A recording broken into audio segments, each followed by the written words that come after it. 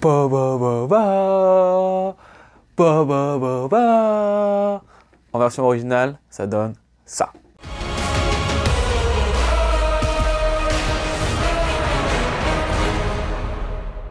Et voilà, c'est officiel. On est en Europa League, voilà, après une nouvelle humiliation à domicile, enfin surtout au niveau du score, voilà, cette fois-ci, voire même pas cette fois-ci, mais encore une fois, le Bayern qui en est l'initiateur. Merci encore aux Allemands pour nous avoir fait ça. Et voilà, deuxième année consécutive, Europa League. On commence directement dans le vif du sujet avec ce qui n'a pas marché. Et tout d'abord, la première chose assez évidente, moi je trouve, c'est en fait cette formation. Cette formation qui est la même qui a été utilisée contre l'Athletic Bilbao. On a gagné ce week-end très largement 4-0. Mais le problème, c'est que là, c'était pas adapté au Bayern de Munich. Avec en fait, en attaque, on a Lewandowski en pointe. À droite, Ousmane Dembélé, jusqu'ici, tout va bien. Et après, on a Pedri qui est relayé sur la gauche de l'attaque, en faux ailier gauche. Donc bien sûr, dans la manière dont ils jouent, il n'est pas à ce poste-là. Le Bayern de Munich, la manière dont ils défendent très haut avec un pressing haut. Leur ligne défensive, elle est presque au niveau de la ligne médiane. Donc ce qu'il faut dans ces moments-là, généralement, les armes offensives que tu as pour contrer ce genre de défense-là, c'est des mecs comme Mbappé, c'est des mecs qui courent vite, qui font peur parce qu'ils peuvent prendre cette profondeur et faire des appels qui sont derrière cette défense qui est haute. Là, le problème, c'est que le seul élément qui pouvait être dangereux dans la formation qu'a proposé le FC Barcelone, c'est Ousmane Dembélé. Parce que c'est le seul joueur qui peut prendre cette profondeur-là. Lewandowski, il ne peut pas, via un peu son profil, et surtout que Lewandowski, dans ce système de jeu-là, ce qu'il doit faire, lui, c'est plutôt arriver en tant que pivot et remiser, permettre au Barça de casser la ligne de pressing en faisant des ballons au milieu du terrain. Mais ensuite, il n'y a que Dembélé. Pedri ne peut pas faire ces appels-là. Ensuite, il peut y avoir De Jong par moment. Mais dans ce match-là, dans le système qu'a proposé le Bayern de Munich, c'était pas adapté de mettre un système avec Pedri en faux ailier gauche. Donc, premier problème, voilà, c'est au niveau de la formation. Ensuite, l'autre problème, on y revient toujours et on va pas arrêter d'y revenir jusqu'à ce que ce soit fini, que son contrat soit fini, c'est Sergio Busquets. Voilà, Busquets...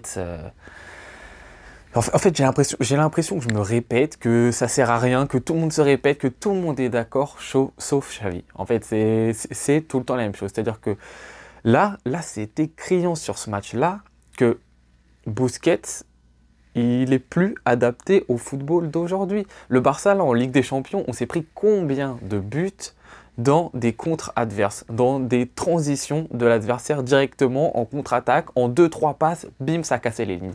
Combien de buts? Limite, je pense 90% des buts qu'on a pris, c'était que des buts comme ça.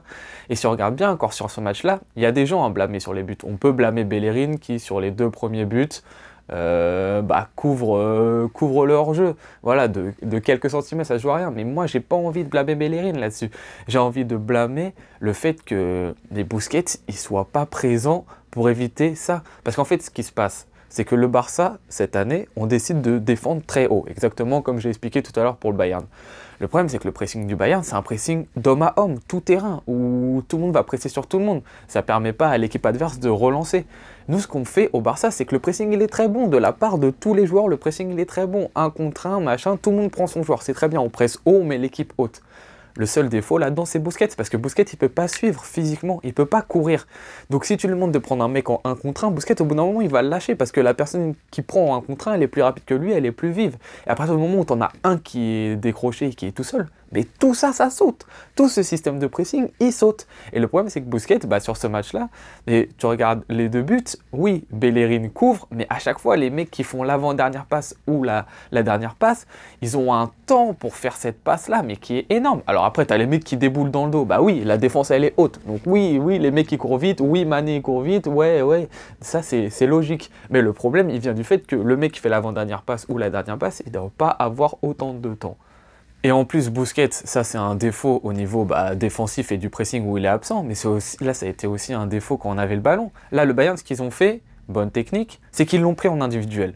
Donc c'est-à-dire que Busquets qui peut nous servir, et là il est toujours bon et il peut nous servir, c'est sur la relance, la sortie de balle, etc.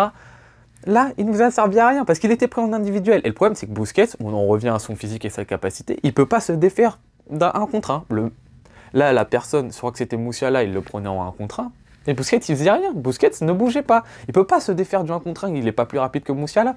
Donc, c'est un joueur qui qui ne sert à rien. Donc on peut pas s'en servir. On peut pas s'en servir pour relancer les ballons. Donc défensivement, c'est un défaut. Et offensivement, c'est un défaut. Donc Busquets, là, va vraiment falloir que Xavi il ouvre les yeux. S'il te plaît, Xavi, ouvre les yeux pour le peu de matchs importants qui va nous rester jusqu'à la fin de la saison pour viser cette Liga, pour essayer, là, objectif principal, l'Europa League. Faut qu'il ouvre les yeux. Et il fait un milieu de terrain, je sais pas, Gavi, De Jong, Kessié, où il met un Pedri. Oui, il met Pedri, il met Kessié à la place. Kessié d'ailleurs qui a été très bon sur ce match-là, j'y reviendrai plus tard. Mais voilà, Busquets over. Busquets over.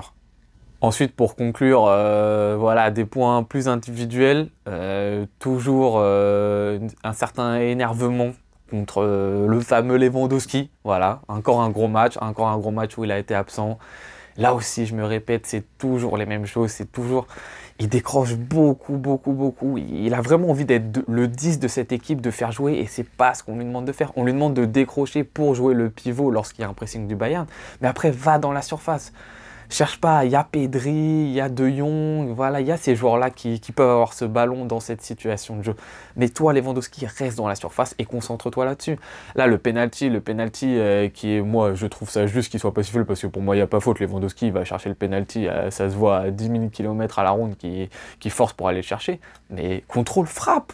Enfin, je sais pas, genre, vas-y, Lévi, vas-y, mets tes buts, sois clinique dans la surface, tête, machin, impose-toi le corps. Non, là, il y a rien, il s'embrouille à vouloir faire des passes, à essayer de communiquer, chercher des fautes, tout ça. Lewandowski, c'est pas au niveau pour l'instant de ce qu'on attendait. Et là, va y avoir des matchs, oui, ça va jouer la Liga, ça va jouer l'Europa League, donc il va continuer à marquer des buts. Mais il faudra pas oublier, dans le bilan de la saison à la fin, quand il aura fini de marquer ses 35 buts, que oui, il a marqué ses 35 buts, mais dans les gros matchs où il fallait être présent, il n'a pas été présent. Et c'est même pas, il y a un grand gardien en face ou quoi que ce soit. Il les a pas, les occasions. On regarde le match de ce soir, je crois qu'il n'y a même pas un seul arrêt du gardien adverse, un grand arrêt sur une frappe importante. C'est ça le problème, c'est qu'il y a une inoffensivité en attaque. Il n'y a rien, il ne se passe rien. On rôde autour, voilà. On rôde autour de la surface de l'adversaire. On se fait des bonnes passes parce que dans le jeu, on est bon. Dans le jeu, on est bon. Hein. Au niveau du pressing, c'est très bon à part Busquets. Et au niveau du jeu de passe, c'est très bon, c'est fluide, là, ça décale, il y a des espaces. Dembélé fait un très bon match en 1 contre 1. Il a mangé très souvent Davis et tout. Mais ça ronronne. Dans la surface, c'est pas dangereux. On est des bébés dans la surface. On est des bébés. Et Lewandowski, il est en grande partie responsable de ça. Et dernier point individuel, là c'est un gros plus. Et là, bon, ça va être bien pour la suite de la saison. C'est que Baldé, c'est top. Pour ceux qui n'ont pas eu la chance de voir le match ou quoi que ce soit, et ceux qui l'ont vu, vous pouvez dire ça en commentaire. Putain, Baldé, c'est bon là. Ça passe devant Alba, ça passe devant Alonso. C'est clair et net. En plus, ce qui se passe, c'est que comme on l'a dit, Pedri, c'est un faux ailier gauche, il ne se comporte pas vraiment en tant qu'ailier. Donc en fait, la responsabilité offensive du jeu, elle est uniquement à gauche sur Baldé. Voilà. Il n'y a personne d'autre. Putain, et le mec, il est bon, il arrive, il percute, il dribble bien, souvent il passait, il apporte cette énergie, ce punch des fois qui manque à l'équipe. Et défensivement aussi, c'était bon, parce que c'est pas facile face à Gnabry de forcément bien défendre, etc. Ça a été correct, il est là, il faut pas oublier qu'il est jeune, et donc il peut faire des erreurs, il en fait encore, il fait quelques erreurs par-ci par-là, des fois de justesse. Mais dans l'engagement, c'est bon, même dans la technique, il passe en 1 contre 1, ses centres, ses choix, ils sont bons. Quand faut jouer lent, il joue lent. Quand faut speeder, il speed. Franchement, Baldé, c'est vraiment le très gros plus de ce match-là. Donc pour la 2e année consécutive, en Europa League, voilà, donc là, ça va être objectif numéro 1. Pas comme l'année dernière, élimination contre Francfort, là, objectif numéro 1, il faut la remporter, l'Europa League. Voilà, c'est le minimum. On peut en plus, parce que si tu regardes les matchs de Ligue des Champions, on n'est pas largué. Alors, au final, on mérite d'être disqualifié, parce qu'on ne réussit pas à la gagner, les matchs. Donc on ne va pas se dire, ouais, mais on joue bien, on est meilleur que l'adversaire, s'il y avait eu les pénaltys, et si machin et tout, on mérite d'être disqualifié, ok. Mais il y a beaucoup d'éléments positifs quand même, dans la manière dont on joue, etc. C'est pas comme l'année dernière. L'année dernière, il n'y avait rien, c'était chiant, c'était tellement mérité. On méritait, je pense, même pas d'aller en Europa League l'année dernière. Là, cette année, il y a des bonnes choses, il y a des belles choses, ça joue. Voilà, je me répète sur les détails, mais là, c'est les détails. La Ligue des Champions, c'est les détails, on les a pas eu là. Il va falloir que quand on va rentrer en 16e en Europa League, on sera en 2023 et il va falloir que là ça rentre. Il ne va pas y avoir d'excuses pour l'Europa League cette fois-ci, il faut la gagner. Il faut gagner l'Europa League et il faut gagner la Liga pour laver cet affront de 2 années consécutives en Europa League. Voilà. Je vous remercie beaucoup d'avoir regardé cette vidéo. On se retrouve très bientôt. Ciao.